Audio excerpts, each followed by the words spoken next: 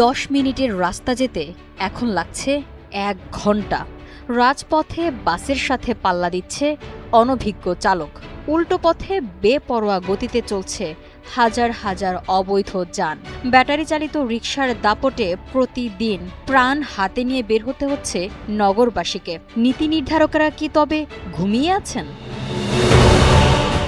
কম খরচে দ্রুত গন্তব্যে পৌঁছানোর ভরসা হিসেবে যা শুরু হয়েছিল, আজ তাই ঢাকার 3.5 কোটি মানুষের কাছে এক আতঙ্কের নাম।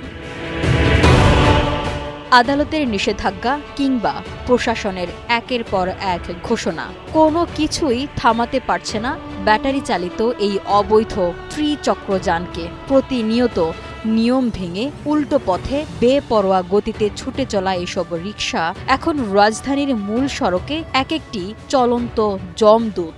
সাধারণ মানুষের দৈনন্দিন যাতায়াত আজ চাকার নিচে পিষ্ট।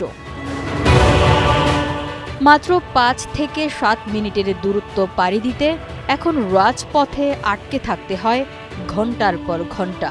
মিরপুর, বাড্ডা, মোহাম্মদপুর, যাত্রাবাড়ি কিংবা পুরান ঢাকা, প্রতিটি গুরুত্বপূর্ণ সড়কের দখল এখন ব্যাটারি চালিত রিকশার হাতে।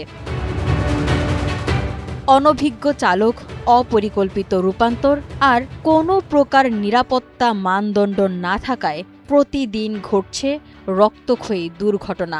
যাত্রীরা গন্তব্যে পৌঁছানোর বদলে প্রায়ই পৌঁছাচ্ছেন হাসপাতালের ট্রলিতে। আগে ভাবতাম তাড়াতাড়ি যাব, কিন্তু এখন এই রিকশায় উঠতেই ভয় লাগে। এরা বাসের সাথে পাল্লা দেয়, উল্টো দিক দিয়ে চলে আসে। রাস্তায় বের হলে বাচ্চাদের নিয়ে পার হওয়া অসম্ভব হয়ে গেছে।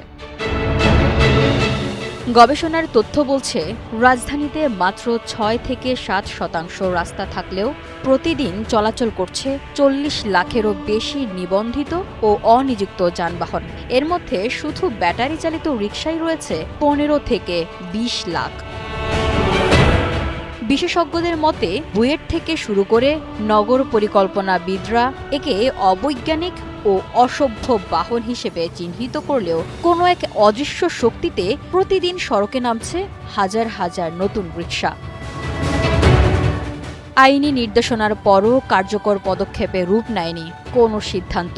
ট্রাফিক বিভাগ বলছে, মূল সড়কে অনিয়ন্ত্রিতভাবে প্রবেশ করা এই যানগুলো এখন পুরোপুরি ট্রাফিক ব্যবস্থার জন্য সবচেয়ে বড় চ্যালেঞ্জ।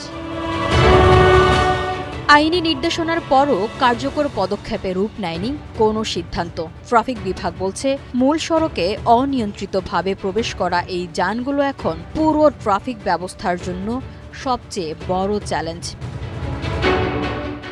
সরকারের নীতিমালার ফাঁক গলে এবং রাজনৈতিক কিংবা স্থানীয় প্রভাবশালী চক্রের আশ্রয়ে এগুলো প্রতিনিয়ত ট্রাফিক আইনকে বুড়ো আঙুল দেখাচ্ছে।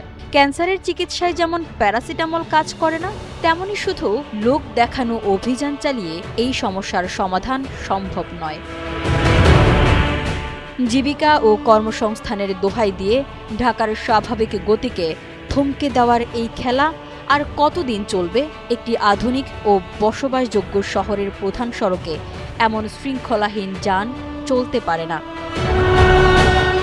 কেবল কাগজের সিদ্ধান্ত বা আশ্বাসের বার্তা নয়, নগরবাসীকে সড়ক দুর্ঘটনার এই ভয়াবহ আতঙ্ক থেকে বাঁচাতে এখন কঠোর রাজনৈতিক সিদ্ধান্ত ও বাস্তবভিত্তিক দীর্ঘমেয়াদী নীতিমালার বাস্তবায়ন প্রয়োজন। নয়তো প্রতিদিনের এই অনিয়ম খুব দ্রুতই ঢাকা শহরকে পুরোপুরি অচল করে দেবে। ঢাকার রাজপথ আজ অনিয়মের রাজত্বে পরিণত হয়েছে। সাধারণ মানুষের কান্না আর দীর্ঘশ্বাস প্রতিদিন ভারী হচ্ছে এই সড়কগুলোতে। এখনই যদি সিটি কর্পোরেশন, পুলিশ এবং নীতি নির্ধারকেরা যৌথভাবে কঠোর পদক্ষেপ না নেন, তবে অদূর ভবিষ্যতে এই নগরীকে বাসযোগ্য রাখা অসম্ভব হয়ে পড়বে।